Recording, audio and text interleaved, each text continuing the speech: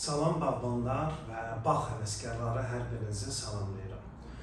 Bugün oktyabr ayının 12-sidir, payızdır. Sizə payızda bitkilərə veriləcək gübrə haqqında danışmaq istəyirəm. Suallar verirsiniz ki, payızda bitkilərə necə qulluq eləyək, nə gübrələri verək? Qulluq barədə ayrıca danışacağım, amma indi gübrələr barədə danışmaq istəyirəm. Əslində dəfələrcə demişəm, amma bir də təkrarlayacağım. Payızda bitkilərə veriləcək gübrələr biri kaliumdur, biri də fosfordur. Fosfor bitkilərin köklərini gücləndirir. Yəni təzə ağac əkirsinizsə, ona fosfor veriləyiniz tövsiyə olunur ki, ağacın artıq zədə görmüş kökləri inkişaf edəndə biraz güclü inkişaf eləsinlər. İkinci gübrə isə kaliumdur. Kalium nə edir? Kalium bitkilərin şaxtaya dözümlülüyünü artırır. Növbəti il üçün çiçək tədarükünün çoxluğunu, meyvənin bolluğunu təmin edir və artıq meyvələrin xarici görünüşünün kərəkötür olmaması, xarici görünüşünün daha gözəl olmasına cavabdeh olan bir gübrədir, kalium. Bəs bunları hansı cürə satırlar və hansı cürə bunlardan istifadə eləyirlər? Bundan qabaq bir şey daha deyim. Payızda bitkilərə azot gübrəsi vermək olmaz. Azot tərkibli gübrələr də vermək olmaz. Niyə? Çünki azot bitkiləri vegetasiyaya şövq edir. Bu da bitkilərin qışa olan dözümlülüyünü azaldır. Tutam ki, azot verərsiniz bitkilərinizə, başlayar yeni pöhrələr verməyə. Onların yeni pöhrələrin qabığı oduncaqlaşmamış şaxta düşərsə, soyuq düşərsə, həmin o pöhrələr məhv olacaq. Şaxta vuracaq, onları donduracaq və yaxud da məhv olacaqlar. Və nəticədə də ağacın güc sərf edərək verdiyi pöhrələr hamısı hədər yerə getmiş olacaq. Ona görə payızda bitkilərə azot gübrəsi verilmir.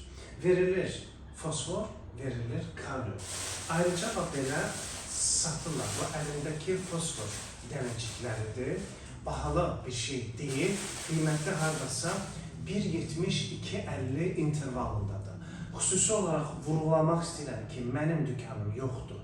Mən heç nə satmıram və özüm istifadə etdiyim, özüm aldığım və sizin suallarınız əsasında nəsə bir videolar çəkib paylaşıram. Fosfor dənəcikləridir. Bundan istifadə edə bilərsiniz. Fosforu da hansı cürə verirlər? Deməli, bir ağac üçün 300-500 qram miqdarında səpirsiniz. Ağacın tutan ki, bu ağacdır. Ağacın çətiridir.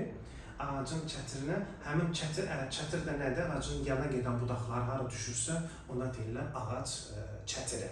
Həminki yerə səpirsiniz. Yəni, İlla ki, əgər böyük ağacdan söhbət gedirsə, çox böyük ağacdan söhbət gedirsə, ağacın dibinə, birbaşa dibinə onu tökmək lazım deyil. Ətrafa səpəlirsiniz. Çünki bilirsiniz, ağacın yan kökləri var və o yan köklər vasitəsilə suyu və torpaqdakı qidaları mənimsəyir.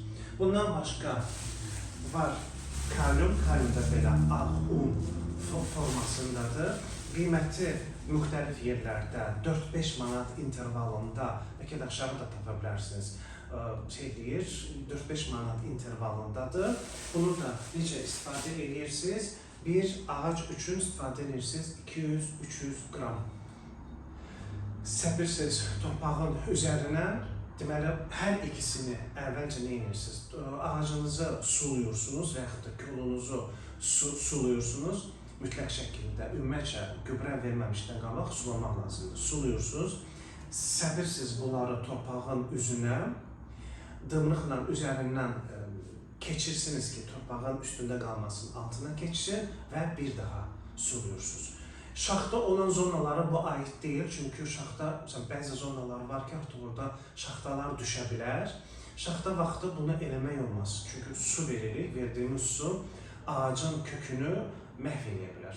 Şaxta olmayan bölgələrdir. Məsələn, Abşerondur, Kürdaxanadayım hal-hazırda, qısa qoydaya baxmayaraq ki, payızdır. İndi eləyə bilərik.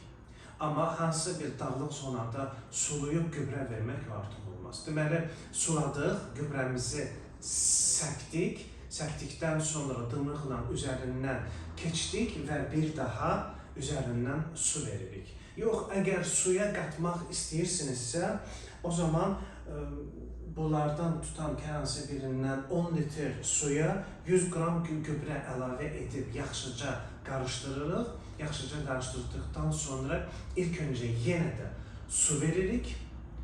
Torpağı isladırıq, ağacın kökünü isladırıq ki, verdiyimiz sulu gübrə ağacın kökünü və yaxud da kolun kökünü yandırmasın. Bunu veririk. Azot barədə dedim, bitkilərə azot vermək olmaz. Bundan sonra organik gübrələrdən peyin verə bilərsiniz. Yaş peyin ümumiyyətcə tövsiyə eləmirəm. Çünki yaş peyinin tərkibində dəfələrcə danışmışam, hətta peyin haqqında ayrıca bir videom da var. Hansı peyin ən yaxşıdır, hansı peyin nisbətən daha aşağıdır. Yaş peyin ümumiyyətcə tövsiyə eləmirəm. Çünki onun tərkibində onu ifraz edən bitkinin mədə-bağırsaq sistemində nə qədər xəstəliklər varsa, hamısı onun içindədir və yaş peyin yanmağa yanır deyə, yandıqca da çürür deyə, istilik ifraz edir deyə tam yaş olmayan, yəni biraz nisbətən yaş olan peyinin içinə dana dişi və digər ziyan verici həşəratlar öz yumurtalarını qoyurlar. Çünki peyin yandıqca istilik ifraz edir.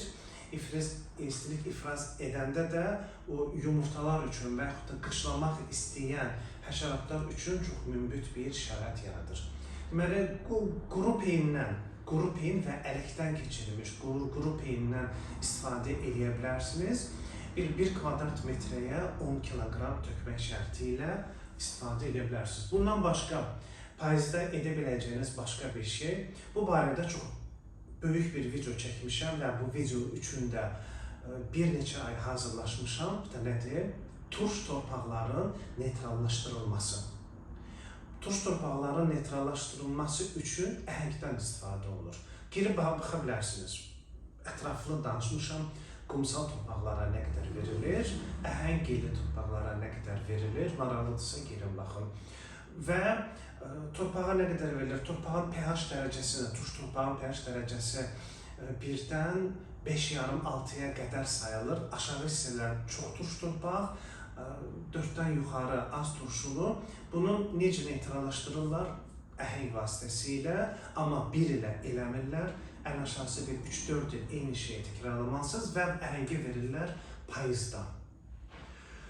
Bunları dedim, ağacınızın özünü də elə əhəngli edə bilərsiniz. Əhəng eyni zamanda həm də qələvidir. Ağacın gövdəsində, o arasında gizlənmiş göbələk xəstəliklərini məhv edə bilər. Yəni qələvi böhrünətli, fungusit demək olar. Çünki misal üçün monolyoz xəstəliyini müalicə eləmək üçün 1% əhəng qarışığından istifadə edirlər. Ona görə də ağacınızın gövdəsini də əhəngləyə bilərsiniz. Bu dediyim kaliumdur, fosfordur və əhəngdir mal peyini. Payızda ağaclarınıza, kök sisteminə qulluq eləmək istəyirsinizsə, bunlardan istifadə edirsiniz. Ağacın üst hissəsinə hansı dərmanlar vurulur, necə vurulur, hansı dozda vurulur, o barədə isə növbəti videolarımın birində sizinlə danışacağım.